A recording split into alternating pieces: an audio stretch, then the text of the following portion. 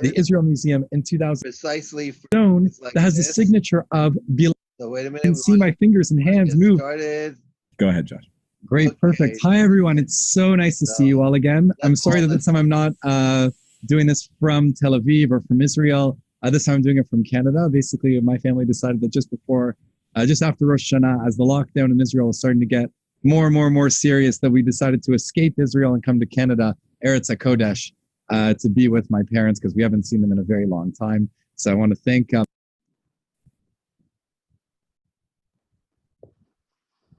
my Ima and Abba for hosting and letting us use their internet, but more importantly, letting us enjoy being in the Sukkah. This is the first tour that I've done with you guys where I haven't had to do a virtual background. You can see my fingers and hands move perfectly fine and perfectly normal and not kind of going in and out of the whatever backdrop I have related to the Can you make it full screen? So today, let's get started. Okay, so today, what are we going to be talking about? Let me stop this. Today, the whole concept of the tour. Let's really do it full screen. I'm trying to do it inside the PowerPoint, but I wasn't successful. So let's stop the sharing and reconnect.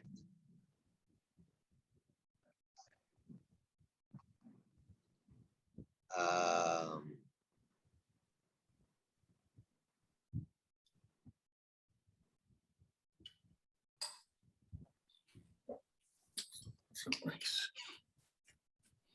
I'm gonna get some ice.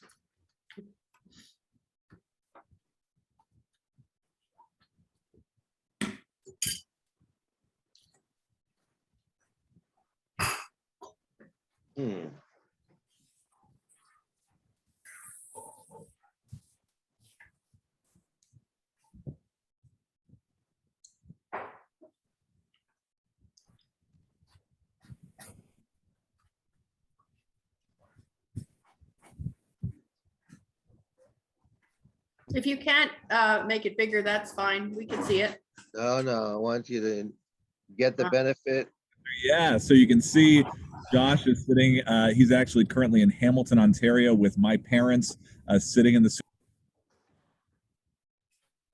So nice to see you all again. I'm sorry that this time I'm not doing this from Tel Aviv or from Israel. This time I'm doing it from Canada. Basically, my family decided that just after Rosh Hashanah, as the lockdown in Israel was starting to get more and more serious, that we decided to escape Israel and come to Canada, Eretz HaKodesh, to be with my parents because we haven't seen them in a very long time. So I want to thank my Ima and Abba for hosting and letting us use their internet, but more importantly, letting us enjoy being in the Sukkah. This is the first tour that I've done with you guys where I haven't had to do a virtual background. You can see my fingers and hands move perfectly fine and perfectly normal and not kind of going in and out of the whatever backdrop I have related to the tour that we are going to do today. So today, let's get started. So today, what are we going to be talking about? Today, the whole concept of the tour is to trace the whole history of this really strange, peculiar, fascinating, amazing holiday known as Sukkot. Can everyone see the screen that I'm sharing? Okay, perfect, amazing. So we're going to be tracking kind of the whole history of this holiday of Sukkot, understanding all of the customs that we do, tracing it back through history, which customs were more popular when, which were less popular when, and what is happening right now today on Sukkot all around the world. So that's basically the short, easy task that we're going to be doing today in under an hour. And I wanted to start with you today here. Now, where we are today, where I'm standing with you right now, is actually on the other side of the Jordan River, on the Jordan side of the Jordan River, in a place called Deir Allah. Now, in Deir Allah, we have this, what's called a tell. Now, again, we've talked about tells a little bit before, which is these archaeological sites where what's was found on this archaeological site was something really interesting, which is this stone that has the signature of Bilam ben Beor, which is a famous prophet from the time of Tanakh. But more importantly than that, is that it is in this spot, Deir Allah, that since the time of the Talmud and the Mishnah, so around 2,000 years, this has been the spot that has been associated with the first Sukkot. I'm not talking about the holiday of Sukkot, I'm talking about the place Sukkot. Where in this place, this is where Jacob, in a way, runs away from Esav or moves away from Esav and finds himself a place where he can call home, a shelter that he can call home. And for 2,000 years, this has been the spot where it has been considered what it is. And again, this is before the holiday of Sukkot has been invented. Now, there's another place called Sukkot, which is over here. Where we are right now is we've moved now from the southern part of the Jordan River, just north of the Dead Sea on the Jordan side. We've moved now to the Sinai Desert. Around where this person is, it's over here. Now, some of you may recognize this map from when we did our Sinai tour, because we used this to talk about how Bnei Israel moved from Eretz Goshen, from where the slaves or the Israelite slaves were in Egypt, and then moved towards Sinai to Mount Sinai. Now, based on the calculations of what's a 9-day journey, according to Tanakh, from Eretz Goshen along the Red Sea, so there's some people that say that it was over here. Some people say that it was on this side of the Red Sea. We're actually looking at it from let's look at another map of the Sinai Desert. We're looking at essentially this area over here, which is the area that is already where you can see all the different multiple colors, all that kind of stuff. It's essentially the first water source of the Sinai Desert if you had crossed the Red Sea and walked further down to the south. Now, it's unclear if Sukkot was before or after the crossing of the Red Sea, depending on when you read it from the Tanakh. But what's really cool is this place, which is called El Tur, Egypt, which is where some archaeologists say Sukkot is. Now you can see that it's a surfing colony that has all of these bamboo sukkot. If you look up above my head, if you look up above Rabbi Russo David's head, you can also see that we have bamboo on the top of our sukkah of today. So we've gone to El Tur in Egypt, and we're sitting in a sukkah where the Israel Museum in 2003, I believe, did a whole exhibition about Sukkot throughout time and different places. And one of them that they did was desert Sukkot. And so the desert Sukkot of the people of Israel might have looked like this, and exactly in this spot in the surfing colony of El Tur in Egypt. Now, we don't exactly know why we're supposed to be dwelling in these booths, and we're going to get into that a little bit later on. But one thing for sure is that the name Sukkot of these kind of dwelling places, I think there's someone that might be off of mute. I'm hearing a little bit of background noise, so I don't know if that's maybe you want to look into that quickly.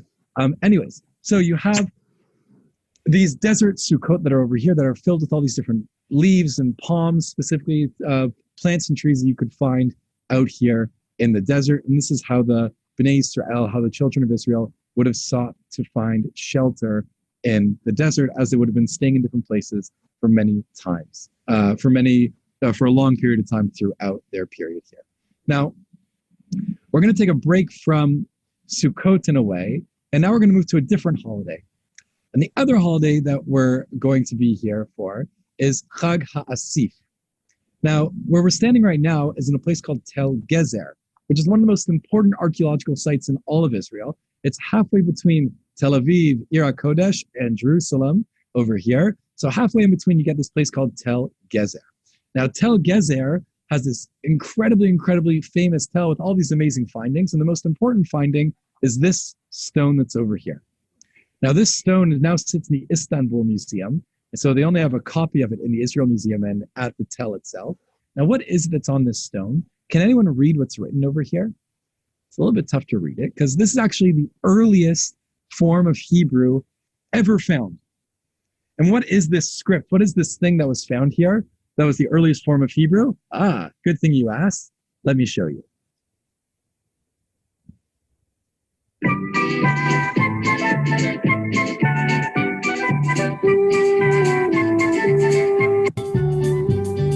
בתשרי נתקל פרישה חום נחמד, בחשוון עד יורה ועל גד, בכסלו נרקיס הופיע בטבת ברד, ובשבט חמה הפציע ליום אחד, באדר על הניחוח מן הפרדסים, בניסן ובכוח כל החרמשים, באייר כל צמח ובסיוון נבקיר, בתמוז ואף שמחנו אחר קציר, תשרי חשוון כסלו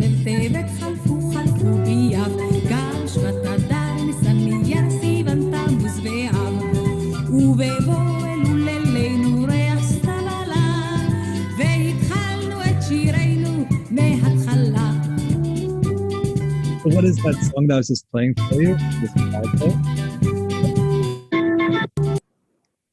So the song I was playing for you is this amazing Naomi Shemer song, all about the 12 months of the year. It's really a fun song to sing, but it's especially about the end of the year, which is Elul, the last month of the Jewish calendar, and the first month being Tishrei, when the palm tree is kind of starting to give that fruit, is starting to give the tamarim, the dates. And if you look at, and if you look at the Gezer calendar over here, what does it say? You have 2 months gathering, 2 months planting, 2 months late sowing. What are all these things?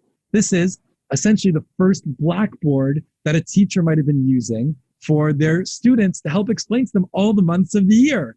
And so what is Sukkot? The holiday of Sukkot, and connecting with this Chag HaAsif. What is Chag HaAsif? It means the gathering holiday. Is this 1 summer fruit and 2 months gathering? It's the beginning of, the ending in a way of the gathering of all of the different fruits and all the different things from the fields. And so that is really what we're celebrating here on Sukkot. The original form of Sukkot isn't actually celebrating sitting in booths, but the original holiday was this agricultural festival of celebrating, bringing in all of the food, and after the summer, all the fruit from the summer, and now we have lots of food to celebrate with. So let's get drunk, let's eat lots of food, and have a really, really fun time. Before I move on, are there any questions anyone might have? If you have any questions, feel free to type it into the chat. Or if you just have fond memories of Naomi Shemer, this is actually the first of 2 Naomi Shemer songs we're going to be playing today. So that is in a way the original form of what Sukkot might have been, which is that Chag HaAsif, the gathering of all the fruits. But there's another meaning for Asif, which means to gather, which is to gather people.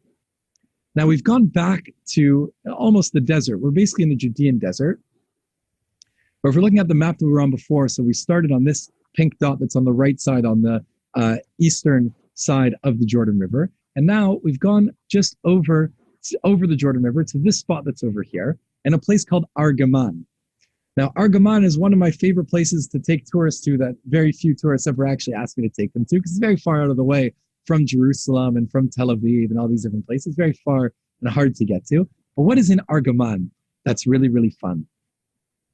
The archaeologist named Adam Zartal discovered that in this place, Argaman, there's this huge, massive footprint. Let's take a look at it over here. Discovered this huge, massive footprint.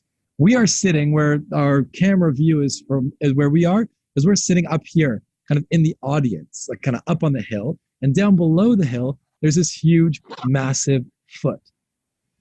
And Adam Zartel noticed a couple of things that are strange about this foot. One is that there were a whole bunch of feet found all over Israel from this time period, from the 13th century, the 12th century BCE. That this footprint over here might be the oldest Jewish pilgrimage site, might be the oldest Jewish temple ever found in Israel. Now, why do we say that it's a Jewish temple? Because on this spot that's over here, this little circle of the footprint is where there's a mizbeach, where there's an altar. And what was found on this altar were different bones from 110 different animals, and all of them from kosher animals, not a single pig, which already is the first kind of sign that says that this is a Jewish site. What's another thing that this is a Jewish site? This whole section in the middle shares the exact same dimensions as the Mishkan and as the Beit HaMikdash, which means that this kind of dimension that's over here, of the temple, basically, of where the sacrifices would take place, where the Kohanim would, where the priests would be. So this dimension over here must have been some kind of holy square meter, whatever, equation that was used in the temple later on. Now, this footprint was in use from the 13th century BCE until the 8th century BCE, when the north part of Israel was destroyed by the Assyrians. And so you have this section that's over here that looks like the temple, an altar over here for kosher animals. So, okay, fine, it was a pilgrimage site, but what was so special about this pilgrimage site? So one thing is that when Adam Zartal sees that it's a footprint, he notices that all throughout Tanakh, all throughout the Bible, there's all these references to feet and footprints. Some, I'm not going to get into all of them right now, that discuss the ownership over the land. that every spot where your foot treads shall be yours. Some talk about connecting to the land, that the feet of our fathers will never leave the land of Israel. Some talk about destroying enemies, that God will squash with his feet the enemies of Israel. And what's interesting is that when you look at the map of where these footprints were found, because there's 5 footprints that have been found, that on these 5 footprints, they're all in the tribe of Menashe, bordering with the tribe of Ephraim over here, which are the 2 most powerful northern tribes in ancient times in Israel. That this is a place where Ephraim and Menashe would come together and give sacrifices. All the more so, they're along the Jordan River, which means that the Israelite tribes that were across the Jordan River could come together in the Holy Land at these amazing pilgrimage sites. Now, the question that Adam Zartel asks is, when would these people go to the footprint? And the answer is Sukkot. Now, why does he say Sukkot? Because of the heel of the footprint. If you notice the heel of the footprint, it looks different than the rest of the foot. The rest of the foot is a big wall.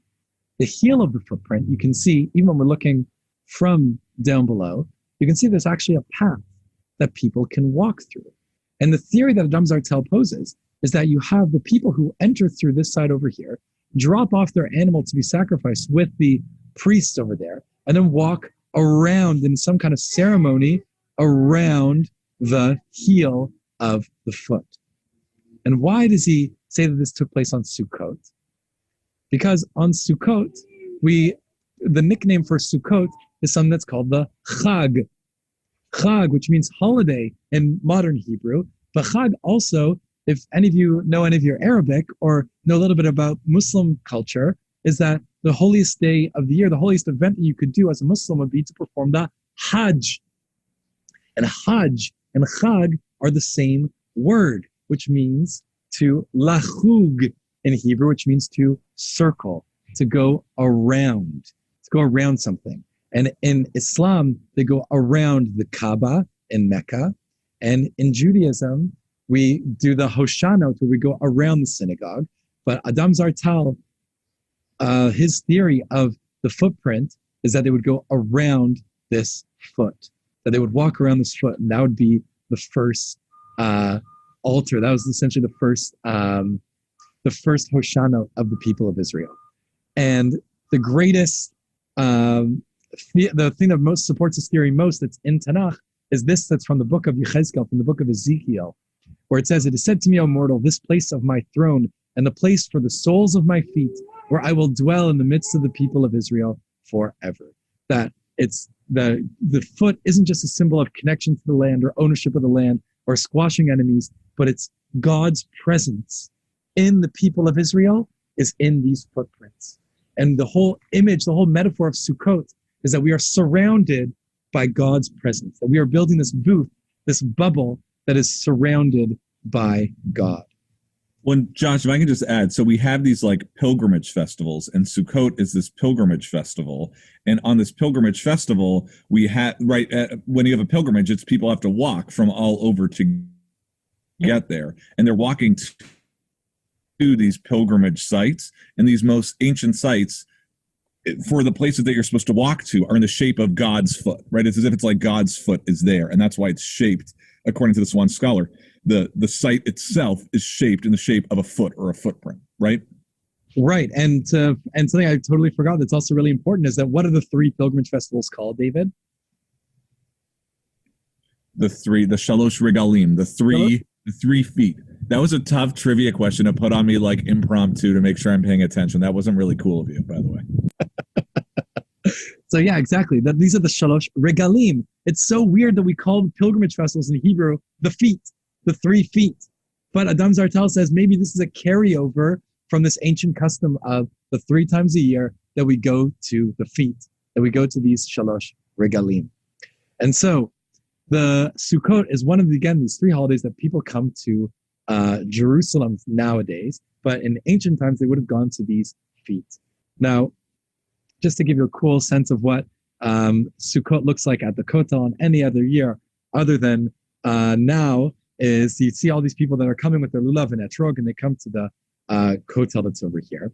Now, the the kotel, or the temple, becomes connected to Sukkot, starting with the period of Solomon. When Solomon first builds the temple, he does this whole dedication ceremony on Sukkot, and it's called Chanukat Beit HaMikdash. The dedication, the opening of the temple took place on Sukkot, that Solomon specifically waited for then. And it says in the book of Kings that there was this great mass slaughtering of animals, and it's listed in Tanakh as well, that the big festivities of Sukkot, more so than Shavuot, more so than Rosh Hashanah, more so than Pesach, is how many animals were slaughtered on Sukkot. It was a huge, massive festival specifically for giving sacrifices and big fun parties. And the greatest party of all of the parties that took place at Har HaBayit, at the Temple Mount, was the party of Ezra and Nehemiah. So when Ezra and Nehemiah bring back the Israelite people, or the Jewish people, from Babylon to Jerusalem, that the big festival, again, the rededication of the temple again, takes place on Sukkot. And it is on Sukkot where Nehemiah starts a new tradition of reading the whole Torah on Sukkot. The whole Torah gets read on Sukkot. And you can read all about it in the book of Nehemiah. We're not going to have enough time to do all of that. But I bring up that custom because now we're going to go to one of our places that we're going to go around the world to different Sukkot. Or I'm now taking you to Cochin in India, where in India there's this long history of a Jewish community here in India, which dates back to the period of where they date themselves, according to their tradition, back to the period of Solomon, where Solomon was conducting trade all over the world, and there was this great shipwreck in India that stranded a few of the Israelites in Cochin in India on the western coast of India, and the Jewish people stayed there. And they stayed and they thrived and they had a really amazing time there, basically. And they developed their own customs that were connected to, because they continued the trade back and forth with the land of Israel. So their customs are very similar to what you would find in Israel in general, where they have the schach and they have the sukkah. Later on, they adopted the Magen David, the Star of David, as a symbol, as well as a Jewish symbol, which is actually a much more recent symbol, just a few hundred years old. There's even a history of this man over here, Joseph Rabban, who was such an important merchant that he was actually given his own autonomous state in the 11th century in Cochin in India. But they really are connected to that Solomon period and the big celebration of Sukkot, which is why Sukkot is the most important holiday in Cochin, where they come all together into the Jewish quarter of Cochin and they celebrate to this day over there. The other holiday that I wanted to bring up that's not connected to Solomon, but connected to Ezra and Nehemiah, the other groups of people, which is really interesting, are the Samaritans. And they build the most fascinating sukkah. Now, I'm going to show you a quick video of who the Samaritans are. And then after that, we'll go into kind of what the sukkah is all about. So hold on one second. Let me just get into this video that the Times of Israel made just a couple of years ago. Just one second, just gonna make it all big.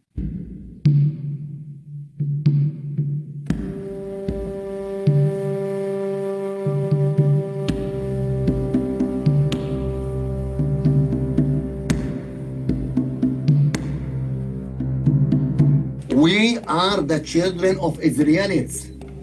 We are the children of Israelites.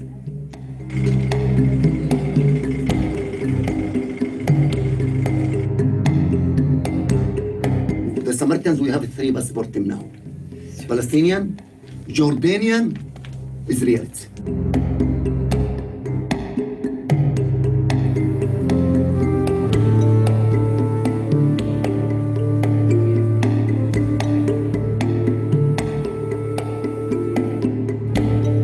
It's similar to Hebrew somehow, but the same, it's similar. It's in between Arabic and Hebrew. Like, for example, Shema, every letter in this language describes a part of your body. For example, Shin is like your teeth. It describes your teeth. And Ain is describe your eyes. It's like your eyes. And it means like there is some similarities between Arabic and Hebrew and the ancient Hebrew.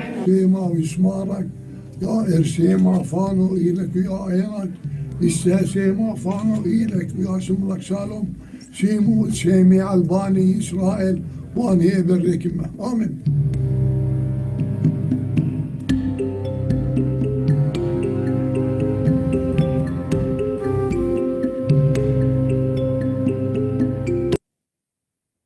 So I hope you enjoy kind of looking at the beautiful Sukkot of the Samaritans.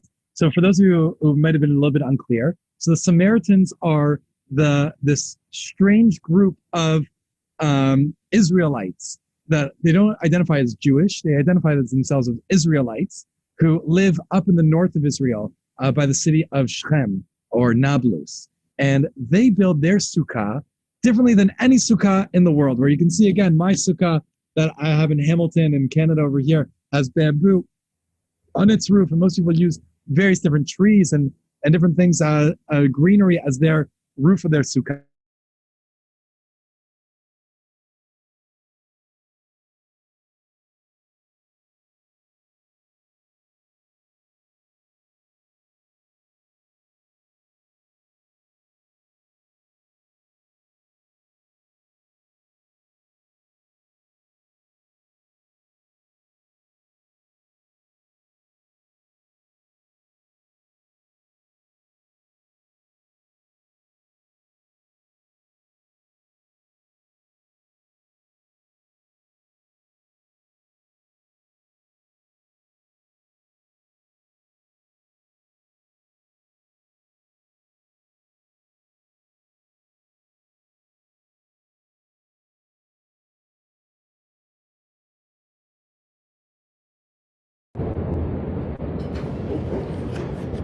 Hello everyone, how are you? Sorry, I think my internet cut out just a second ago. Jonathan, should I get started? Yeah, we can hear you, you're good. You can hear me now, okay, great, wonderful. Everyone, I'm really sorry about the mishap about not being there before, but I'd like to welcome you guys into my brother's sukkah in Chicago. And you already got to see everything from the virtual tour. You got to see things from the Sukkot around the world, and you got to see kind of the history of Sukkot in a way, which is a really fascinating tale. And I wanted to show you now, as the Samaritan story is kind of coming to a close, what's really interesting about the history of the Samaritans is I didn't see in the last little clip if at the very end it got to it that you could see that the great tradition of the Samaritans is that they would read the whole Torah, or read at least a section of the Torah, at sunrise during Sukkot from the top of Har Gerizim, which is really similar to that tradition in Cochin, where Sukkot is this kind of celebration of coming together for, where it's a holiday where they come together to read the Torah. Now I want to take you guys back to Yerushalayim. Part of what's really fun about going on the virtual tours, you get to have these really cool panoramic shots all over Yerushalayim. So here in Jerusalem, what you can see is a shot of what the Second Temple Jerusalem would have looked like. So Jerusalem from 2,000 years ago. And this area on the bottom of where you can see the southern wall of the Temple Mount. So the area just below it where you can kind of see the bigger, taller buildings. So I don't know if you can see my mouse over here, but where you can see my mouse, that's kind of the downtown Jerusalem core. So that's where you have all these people who would come from all over the Jewish world, all over the Mediterranean and beyond, coming up to Yerushalayim, specifically on Sukkot. Now you have to remember that Pesach, though people would go to Yerushalayim on the Shalosh Regalim, Pesach is more of like a holiday for the home. You have your own Korban Pesach sacrifice that you do at home. Shavuot isn't a whole long, 7-day holiday, so you don't have as many people that would come to Jerusalem. And also Shavuot is much more important for farmers to be at home because it's the kind of in the middle of the beginning of the harvest season and they got to really be there for it. Sukkot is one where the most number of Jews would come for of the Shalosh Regalim, when they would most come to Jerusalem. And you can imagine kind of the Second Temple period, this being kind of the downtown core where thousands and thousands of Jews are coming every single day to celebrate in Yerushalayim. Here's a snapshot of what it looks like from the model in the Israel Museum, where you can see the Temple Mount that's on the top over here, where this would have been filled with people, with tens of thousands of people. But the big attraction of coming to Sukkot in Yerushalayim is to come for the Simchat Beit HaShoeva, which is this mysterious holiday that we don't actually really know much about, other than the fact that it was the biggest, massivest party in Jewish history. That every year the Jews would come together and there would be so much light from all the fires in the temple that it would light up the whole city of Jerusalem. And that it was this big, massive festival about water drawing. Other than that, we don't really know much about it. Other than that, it was really fun. And the rabbis wrote extensively about it. And these are kind of these artist renditions of what it would have looked like there. And the rabbis wrote about it in Mishnah Sukkah. They wrote about it in the Gemara as well, in Talmud Bavli, about the juggling and about all the partying, and that the rabbis wouldn't necessarily be like, studious rabbis at this point, but they would be part of the big party in that way. Well, then we have more time to get into Simchat Beit HaShoeva, but unfortunately, again, we don't really even have that much information about it. I want to skip ahead over here. Sorry. This is more about what happened one time at a Simchat Beit HaShoeva. I wanted to take you to my favorite story about Sukkot, which actually takes place here in the area of Ein Gedi. And what happens here in Ein Gedi is, this is one of the areas where Bar Kokhba, who's leading a revolt against the Romans in the year 130, in the 130s CE. And Bar Kokhba, when he's leading this revolt, he goes to the Judean desert because it's a place of refuge away from the Romans, but it's also a place where the Jews of Ein Gedi, where they actually side with the Romans themselves. Because the Jews of Ein Gedi were very wealthy, they had a whole bunch of industry, and the Romans offered to protect them. So Bar Kokhba was in a way kind of fighting a little bit of a civil war in a way against the Jews of Ein Gedi, as well as fighting against the Romans who were protecting them. So in this area, where these caves are, this is where a lot of Bar Kokhba's soldiers used to hide. And inside the caves, Yigal Yadin, the famous Israeli archaeologist, he found this letter. And this letter, as you can see over here, what it says is that there's these two that you should send the donkeys, whatever, in order that they shall send palm branches, lulavim, and citrons, etrogim, towards the camps. And you, from your place, send others who will bring you myrtles and willows, and see that they are tithed, and send them to the camp. Be well. That in the middle of this revolt against the Romans, which is the most successful revolt against the Romans to date, in the middle of this revolt, Bar Kokhba says, the most important thing for my soldiers to have is the lulav and etrog. And why is that so important to them? And this is the copy of what the letter looked like. Before was the translation. Now, why is it so important to Bar Kokhba? Because that lulav and the etrog and the holiday of Sukkot represents something more than just a big fun party. Sukkot, as we saw before from when we went to the Kotel, when we talked about King Solomon, Sukkot in a way is kind of like the Independence Day for the ancient Israelites and for the ancient Judahites.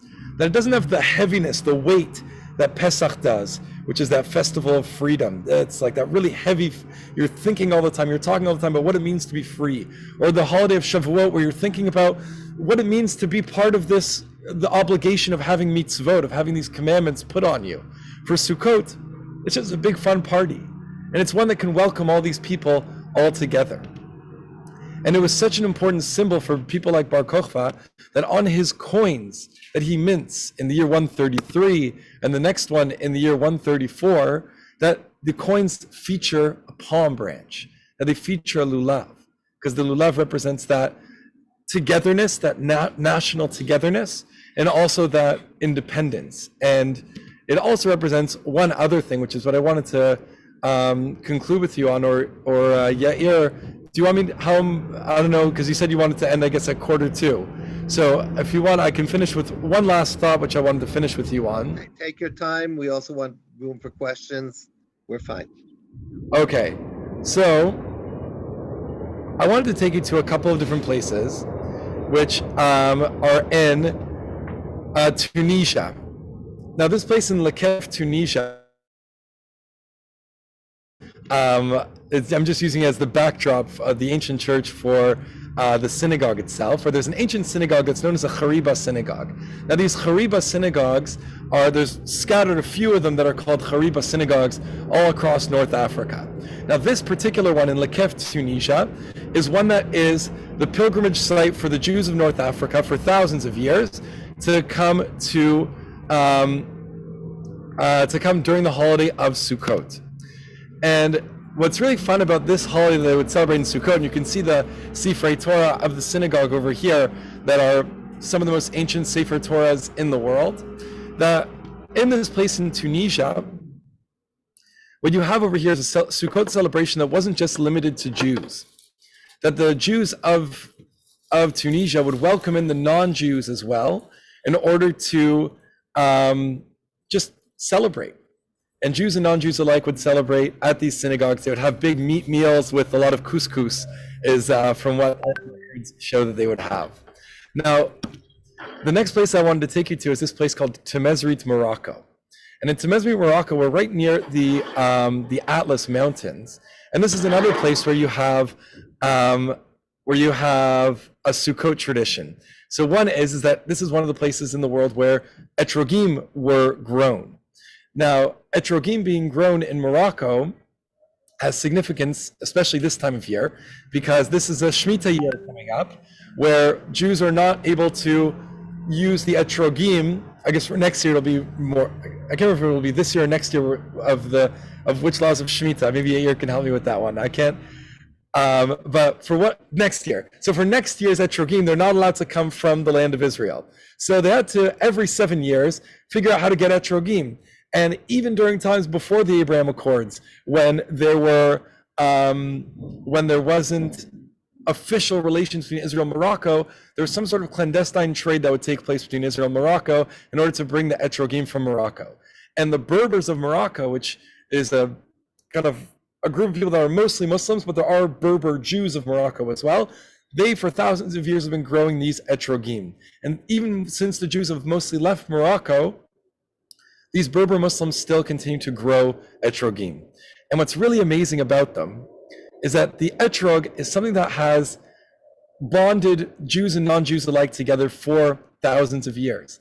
Alexander the Great writes about how the etrog tasted really terrible, but because Jews started spreading all over the Mediterranean after the time of Alexander the Great, all of a sudden there's records of non-Jews having recipes with citrons.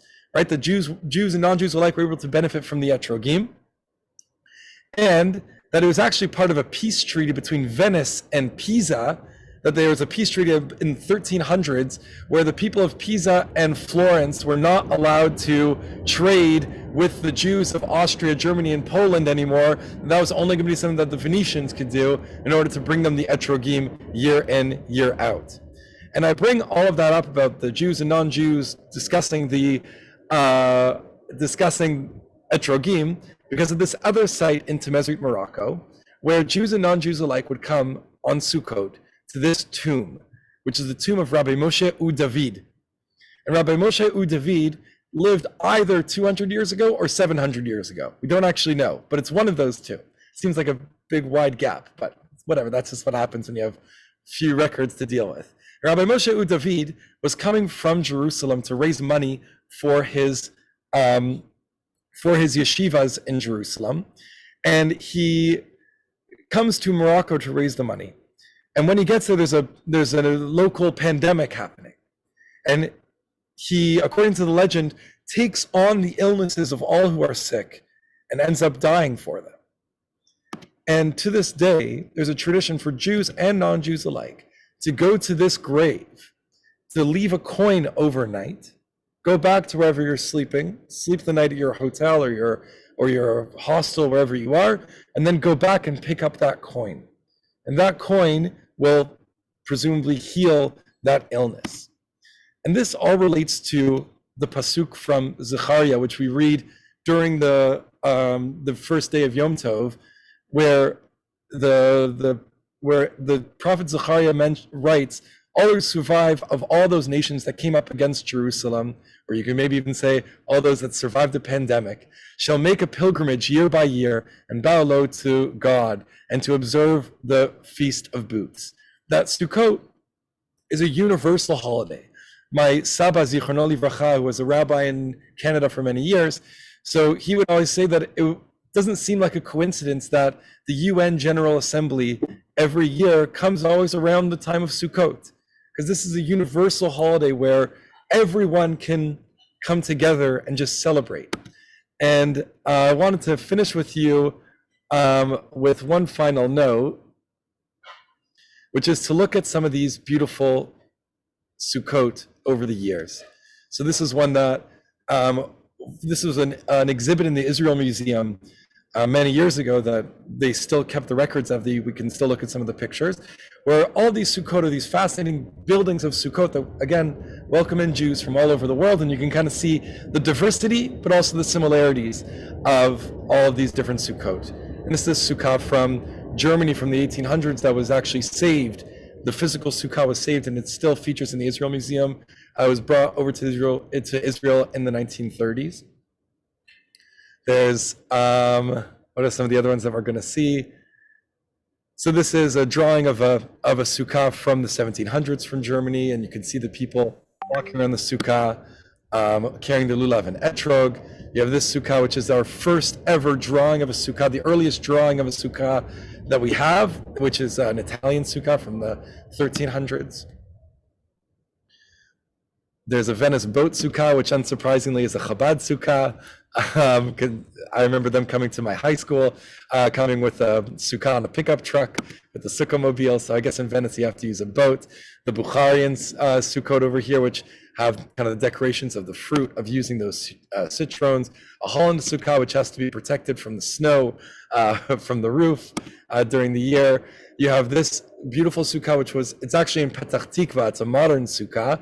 It's a Sukkah that was made by this architect, Shalom Zev Reshelbach, who his family still has this Sukkah that was made in the 1960s in Petach Tikva. And this is an Iraqi Sukkah. Here's a Kurdish Sukkah. And again, you can see kind of the interesting and the diversity of the Sukkot, and ones that you saw kind of earlier about what desert Sukkot used to look like. And the last Sukkah that I wanted to show you is the Ethiopian Jewish community. Now, the Ethiopian Jewish community for 2,000 years, maybe even more, never built Sukkot. They did everything else for Sukkot, but they never built a Sukkah. And why is that? Because their houses, known as tukuls, were already Sukkot. They had these walls that were all around and a natural roof on the top, and they already had their Sukkah. And you can kind of see what the pictures of these Sukkot or these tukuls looked like. But if you want to go to Israel and go to Kiryat Gat, you can actually go inside a physical tukul and visit what the Ethiopian Jewish community was like just then and there. And with that, I'm happy to stay for some questions from you all.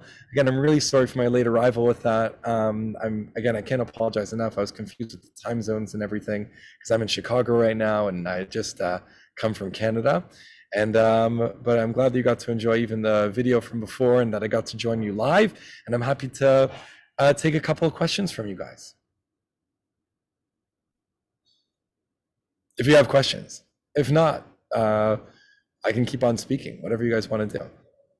You're muted, Yair.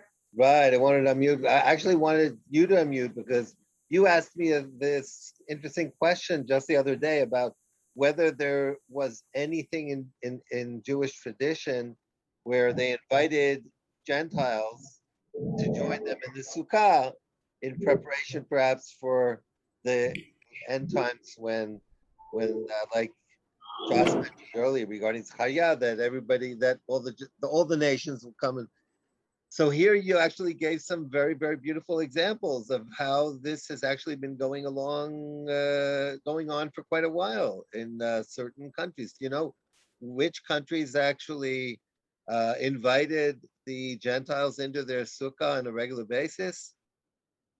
Well, so I don't know if into the sukkot themselves.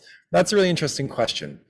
It seems that in the Muslim world, where Jews on the whole were far more accepted and much more part of society, that they were more, open to allowing non-Jews to take part in festivities. It doesn't seem like in the Christian world, Jews really were able to be that open with the Christians about Sukkot. There are probably examples here and there about maybe a little bit of crossing over, but in the Muslim world, it definitely seems to be a trend, that not just a one-off, but a real trend of maybe not enjoying time in the Sukkah itself, but at least celebrating the holiday or something of the holiday. These pilgrimage festivals seem to have something to do with Sukkot, but also, as we saw before, doesn't necessarily have to do with Sukkot. This Rabbi Moshe David, it just happens to be that festival that celebrates his life is not necessarily on Sukkot. It happens to be on Sukkot, but who knows what relevance is actually to the holiday itself. The interesting one, what was I going to say? Oh, what's in modern times, what's interesting is that the Jews of Efrat, in recent years, kind of as the Intifada years were happening, so in the early 2000s, tried to use Sukkot as a way to bridge differences between the leaders of Bethlehem, which is like the neighboring Palestinian town right next to Efrat. So, and that was, I'm sure that was not a coincidence that they chose Sukkot of all the times to invite these activists and leaders into the homes of the Jews of Efrat. But that was also cut short. That was a tradition that only lasted 1 year because it was cut short by, extremists, probably. Another question, but I would love everyone to feel free to ask questions. Another question that came to my mind was, it was so nice how you described Sukkot throughout the world, right? Throughout the Jewish world in many different countries. How did the specific choice of the 4 species, the Arba Minim, how did that perhaps connect Jews from all over the world because of the need for all of them to essentially get these 4 species? Right. It's unclear. It's unclear what the etrog exactly was until around the time of the Mishnah, where it seems to be that it was codified that it had to be this citron. But before it was a citron, it's unclear. It's unclear if it was always necessarily this citron. But these are all Mediterranean plants that are easily found or planted or grown in the Mediterranean, and it was really problematic for Jews when they migrated north of Italy, where it can no longer be grown, where all these things couldn't be grown anymore. So you're right, it really promoted this kind of international trade between Jews and non-Jews alike to get all these things. In a way, it's reminiscent of Tu B'Shvat, where in order to celebrate Tu B'Shvat, I'm sure, the original Tu B'Shvat celebrations were done with real, actual fruits. Right. But now we have a tradition of having dried fruits, and it makes sense to have dried fruits from the land of Israel, because you couldn't necessarily get fresh fruit in January from Israel if you're living in Poland or in Russia, or even in Iraq, let's say. So the tradition of the dried fruit ended up starting, and that has really taken off. So all these things, it happens. Traditions develop over time, and for Sukkot, it's a real marvel that it has remained to be these 4 species, as opposed to 4 species from North America that you just gather together and that happen to be in season or something like that.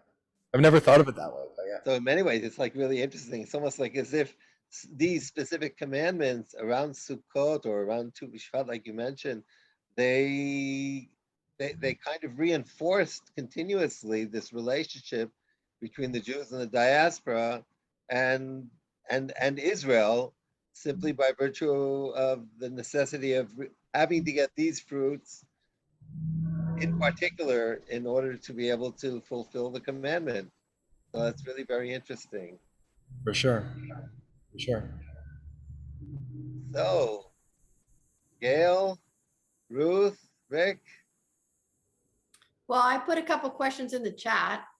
Oh, good. One was when you were talking about the feet and people celebrating Sukkot with those feet. And but the Bible says they should go to Jerusalem. So was that before Jerusalem was there? Right. So Jerusalem at that point Jerusalem hadn't even been conquered yet.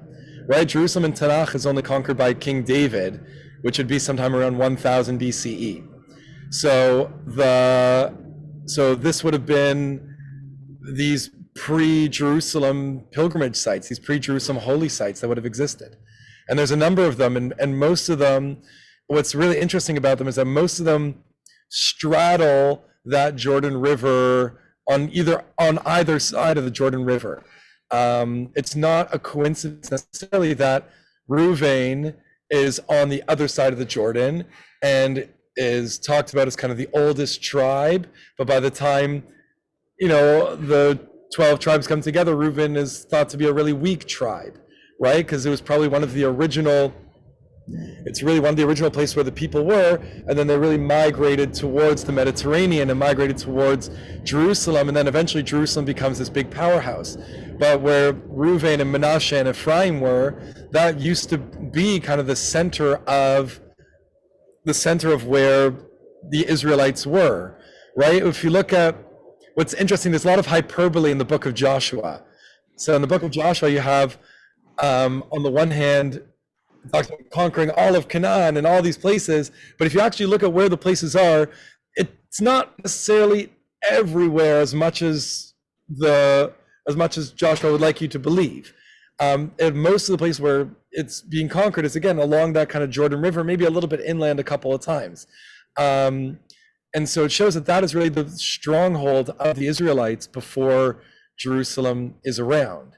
And what's interesting is that quote from Ezekiel, about going back to these footprints, that is the quote that really shows to me that there weren't just kind of these metaphors of God treading his or her foot, or that the people should tread their feet and that will become theirs. That these weren't just metaphors, but Yechezkel or Ezekiel knew that these footprints were kind of the original ancient sites. And it's really interesting. So not Shiloh. Didn't they have Shiloh at that time? Shiloh is the place where the Mishkan was. And what's interesting about Shiloh, as opposed to the footprints, is that Shiloh probably was after the footprints. Shiloh, the way that the construction of the temple in Shiloh is actually the exact same dimensions as the temple in Jerusalem, as the temple as described in Jerusalem and as the Mishkan is described. The footprints have those same dimensions as well, but within a footprint. In Shiloh, there's no footprint around it. I don't know if you've ever been there, but there's no room around Shiloh to actually have that kind of extra footprint anyways. So they seemingly would have gotten rid of that notion by the time that Shiloh was the place where the Mishkan rested. And my other, I have one more question, but if anybody else wants to say something. No, please go. So the relationship between Sukkot that Jacob went to and Sukkot that was in the Sinai desert. There's two places, as you said, but the Sukkot in the desert was there before the Israelites came, or was it? Like, what's the relationship between those two places?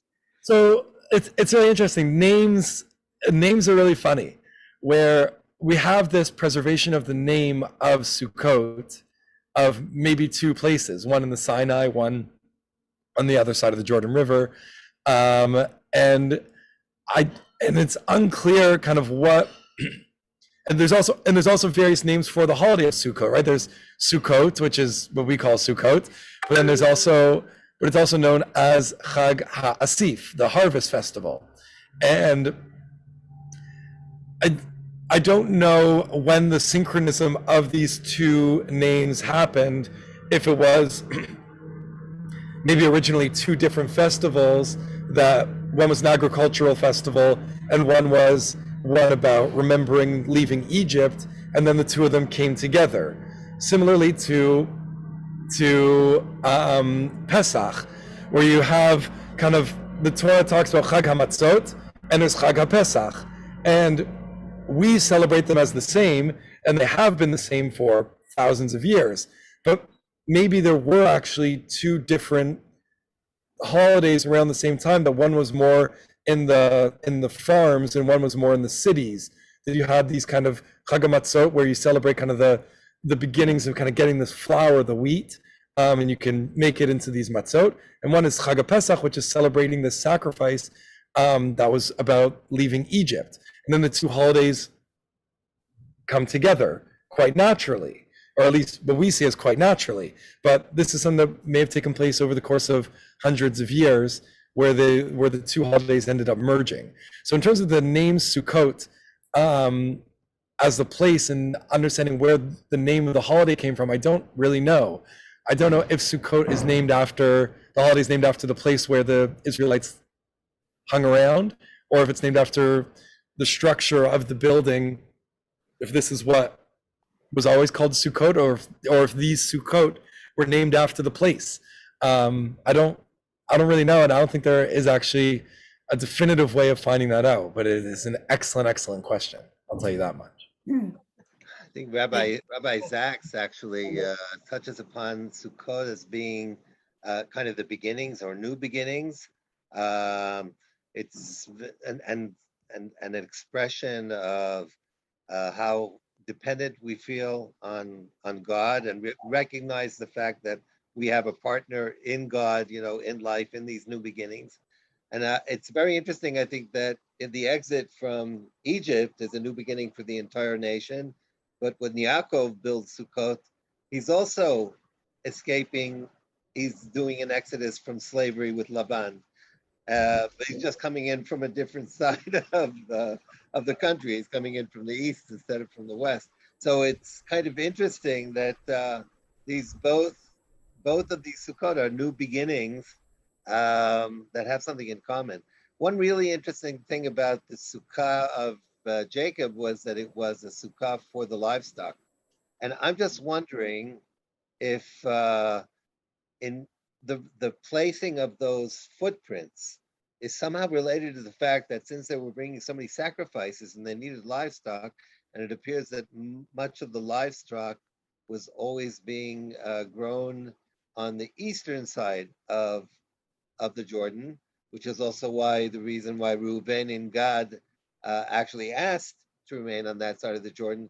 Is it possible that for them to be able to easily get the offerings that they wanted to bring to their celebrations, it was a natural place, because you have those that kind of bring the livestock from one side of the Jordan, and those that bring the fruit and the other things from the other side. I'm just curious if that might be somehow related. No, it's 100% related. I'll show you on the map. Let's see if I can get back to it over here. When you look at the map of where these places are, it's not a coincidence that that they straddle the Jordan River. And not only that, but that they are close to the border of Menashe and Ephraim, which were two of the most important tribes.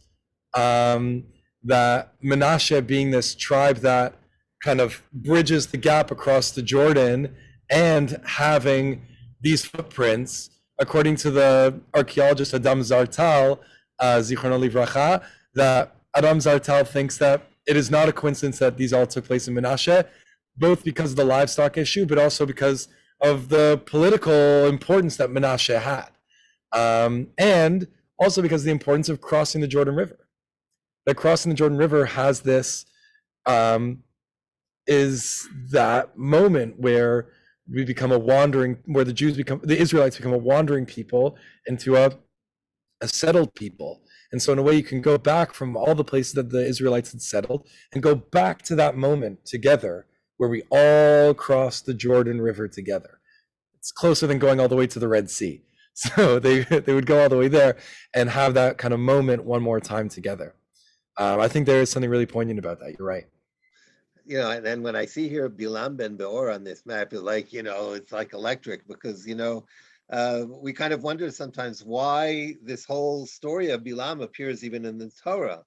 But it seems like here we have not just in the Torah, but as you mentioned, we actually see it in scripture. We actually have very clear evidence about this prophet in the nations who recognize the significance of the Israeli nation and its importance and also its future, because he does prophesy about the future and he makes it very clear that we have a very bright and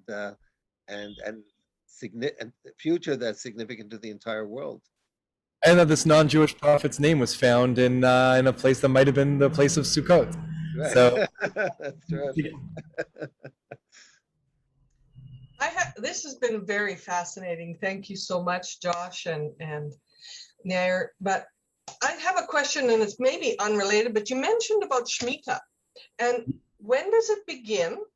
And is it, I know there's two starts of the year. Some have in September and some have in Nisan. But when is, you said next year Shemitah, or? This year is the Shemitah year, starting from now, because this is the beginning of the agricultural year. During the summer, all the fields are basically fallow in Israel, and this is the beginning of when you would be planting things. So it is now that Shemitah begins, and that's when you have all of the complicated laws and loopholes that the modern state of Israel has to figure out year in, year out, about what we can use, what we can't use, what we can sell, what we can't sell, what we can grow, and what we can't grow. So at the beginning of 5782, there won't be planting? There is planting. That's where loopholes come in about livelihood issues and various. Okay. No, so let's put it this way. There are actually, and we sent also a video. There are various religious kibbutzim who do not plant at all. They actually completely lay their lands fallow, and there are others who do something else, which is kind of controversial. And there's more and more of a desire to go away from that, which is to sell the land, kind of like what some people do on Passover when they sell their chametz, or the things, their leavened bread. And now there's more and more. There was a need to do that simply, otherwise they would have gone bankrupt and they wouldn't have been able to survive. So that was allowed under those circumstances. But there is more and more people are looking into how we can actually fulfill the spirit of the Torah on Shemitah properly, which would be to really lay, instead of saying lay the land fallow, to me it's like returning to Eden. It's like going into a state where we allow God in many ways to bring us what we need before, because the Torah actually says, what will I eat if I don't do it? The Torah says, God says that I'll promise it. I'll give you whatever you need if you will keep these laws. So I think we are now beginning. There's a very beautiful movement called Israel Shemitah, which is many organizations that are trying to work on how to make the sabbatical year truly meaningful, both in terms of social needs, addressing the social needs, forgiving debt, making it easier for people who have it very hard to deal with their financial situation, and at the same time to lay the land fallow, which basically says, land isn't mine, it's God's. It's God's land, and we are guests in his country, and to better appreciate what that means in our lives, possibly taken from that also into the 6 years that follow, right? With that idea, with that notion of recognizing that things don't really belong to us, but whatever we have, whatever bounty we have, it's really given to us by God in order to do good things with, perhaps possibly even to help other people with. So it's this is a very fascinating process that I think Israel as a whole is going through, because originally it was so much more about survival. After the Holocaust, the most important thing was, how do we survive, both physically, defense-wise, as well as economically, because this was a desert. There was no means. I mean, for the farmers, it would have been a catastrophe for them to lay the land fallow. But now Israel is transitioning much more into social activism and drawing away from selling the land and looking into other more positive ways of keeping the Shemitah. Would they not have stored up for that year? I thought that was sort of the somehow that that was a practice of storing up for that Shemitah year. Yeah, that's what they would have done. By the way, a really important question that you asked before was, you mentioned September. Well, it's not exactly September, right? We go according to the Hebrew calendar.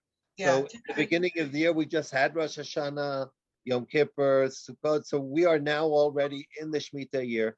But there's a really important principle that everything that grows during the Shemitah year is sanctified. And we have to treat it in sanctity. And that's what I believe Josh mentioned earlier.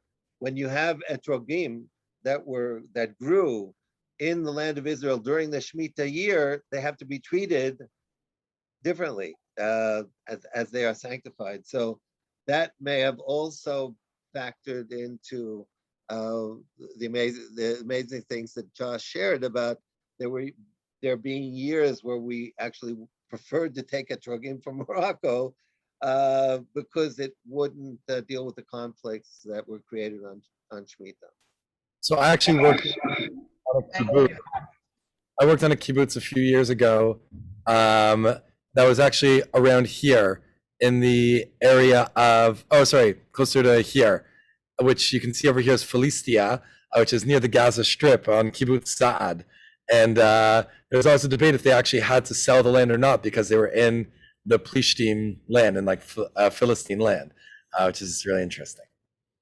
But that's all besides the point. That's getting into there's a lot going on in sabbatical year, and things are changing as we mature in this country. I mean, we've been around here how many years, Josh?